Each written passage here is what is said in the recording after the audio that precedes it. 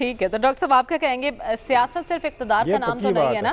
جب سیاستدان نظریات کی بنیاد پر سیاست میں آتے ہیں تو اپنے ذاتی مفادات کی خاطر کیوں ان نظریات کو پیچھے چھوڑ دیتے ہیں؟ وہ آپ کسی اور ملک کی سیاست کی بات کر رہی ہوں گی. پاکستان میں تو نظریات کا کوئی تعلق نہیں ہے ہماری سیاست سے. عمران خان صاحب، نواز شریف صاحب، کسی کا کوئی تعلق نہیں نظریات سے؟ نہیں، نظریات ہیں.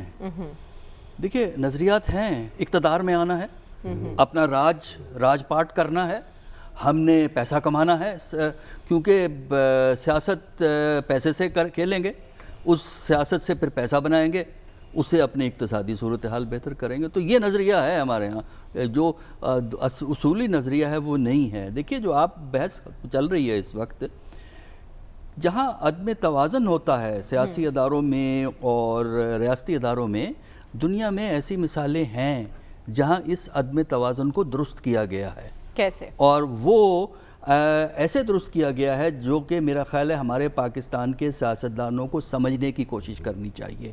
صرف اپنی ملاقاتوں کے چکر میں ہی نہیں رہنا چاہیے، ملاقاتوں کے ذریعے نہیں ہے. دیکھیے سب سے پہلے تو یہ ہے کہ اگر سیاسی عناصر ہر وقت دست و گریبان رہیں گے، ایک دوسرے کے خلاف جس قسم کی زبان استعمال ہوتی ہے وہ زبان استعمال کریں گے، اور ان کی خواہش یہ نہیں ہوگی کہ ادارے مضبوط ہوں، ان کی خواہش ہے کہ ہم لیڈران مضبوط ہوں. اچھا، ان کی خواہش ہے کہ ہم اقتدار میں آئیں، کسی کی تعریف کر کے اقتدار میں آ سکتے ہیں، کسی کے ساتھ مل کے اقتدار میں آ سکتے ہیں، یا کسی کو برا بھلا کہہ کے اقتدار میں آ سکتے ہیں. ہم نے اقتدار میں آنا ہے. جب اتنا جنگ و جدل ہو اور سیاسی عناصر ایک منیمم رضامندی نہ کریٹ کریں سیاسی نظام میں، کہ کچھ باتوں پہ آپس میں ایک بنیادی رضامندی کی ضرورت ہوتی ہے کسی بھی سیاسی نظام کو چلانے کے لیے. اور اگر پارلیمنٹ اس قابل نہیں ہے آپ کی کہ جو کانفلکٹ مینجمنٹ کر سکے، جو مشکلات تضادات ہوتے ہیں ان کو حل کر سکے، اور آپ کو حکومت پہ پریشر ڈالنے کے لیے لانگ مارچ، شارٹ مارچز کرنی ہوں، دھرنے دینے ہوں، تو اس کا مطلب یہ ہے کہ سیاسی ادارے کام نہیں کر رہے. اگر سیاسی جماعتیں، پارلیمنٹ اور دوسرے سیاسی ادارے کام کریں گے تو آپ کو سڑکوں پہ آنے کی ضرورت نہیں ہوتی. امریکہ، برطانیہ میں حکومت بدلنے کے لیے کیپٹل ہل کے باہر لانگ مارچ کرنے کی ضرورت نہیں ہوتی. نمبر 1. نمبر 2، سیاسی اداروں اور سیاسی لیڈروں کی سٹرینتھ جو ہوتی ہے وہ عوامی سپورٹ ہوتی ہے. اگر عوام کی سپورٹ آپ کے ساتھ ہے تو کیا مجال ہے کہ کوئی شخصیت یا کوئی ادارہ آپ کو ہاتھ ڈال سکے. تو عوام کی سپورٹ کیسے ہوگی؟ جلسے تو بڑے بڑے کر لیتے ہیں ہمارے لیڈران.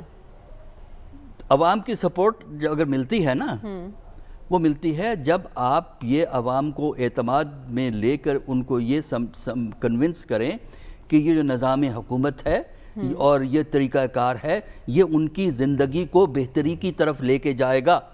اگر عوام کی ضروریات اور مسائل کو ایڈریس کرنے کی خصوصیت آپ کی سوچ میں ہو، آپ کے پرفارمنس کے اندر ہو، تو عوام آپ کے لیے کھڑے ہوتے ہیں، ورنہ عوام آپ کے لیے کھڑے نہیں ہوتے. پاکستان میں 58، 69، 77، 99 میں ملٹری ٹیک اوور ہوئے. کتنا پروٹیسٹ ہوا پاکستان؟ 58 میں تو سیلیبریشنز تھیں. میڈیا کا 58 کا ریکارڈ تو اٹھا کے دیکھیں آپ کو چیزیں مل جاتی ہیں. تیسری چیز جو اس سلسلے میں سب سے جو اہم ہوتی ہے وہ یہ ہے کہ جب سیاست میں بزنس ایتھوز مل جائیں، یعنی سیاست کا نام، سیاست کو بزنس کی بنیاد پہ چلائیں. یعنی بزنس کا موٹیو کیا ہوتا ہے؟ پروفٹ، فائدہ. جہاں بزنس اور پالیٹکس مل جائیں گے وہاں آپ نظریات کی پالیٹکس، اصول کی پالیٹکس نہیں دیکھتے. اور اگر پالیٹکس بزنس بن جاتی ہے تو پھر آپ کمپرومائز کرتے ہیں، پھر آپ مسئلوں کو حل کرنے کے لیے راستے ڈھونڈتے ہیں، کیونکہ آپ چاہتے ہیں کہ کاسٹ کم ہو، پروفٹ زیادہ ہو. بعض دفعہ جمہوریت کی بقا کے لیے کاسٹ زیادہ ہوتی ہے، منافع کم ہوتا ہے، لیکن لانگ ٹرم میں جو کاسٹ ہے وہی آپ کا پروفٹ بنتی ہے. ہم لانگ ٹرم پروفٹ کی تلاش میں نہیں ہیں، ہم امیجیٹ پروفٹ کی تلاش میں ہیں. ہم ملک کے باہر دولت اکٹھی کریں گے. تو اگر آپ نے ملک کے باہر دولت اکٹھی کرنی ہے، ملک کے اندر دولت اکٹھی کرنی ہے، یہی سیاست کا مقصد ہے اور اسی کے ذریعے سیاست کرنی ہے، تو میرا خیال ہے بھول جائیں سیاسی جمہوریت کی کامیابی، بھول جائیں سیاسی اداروں کی قوت کا ہونا.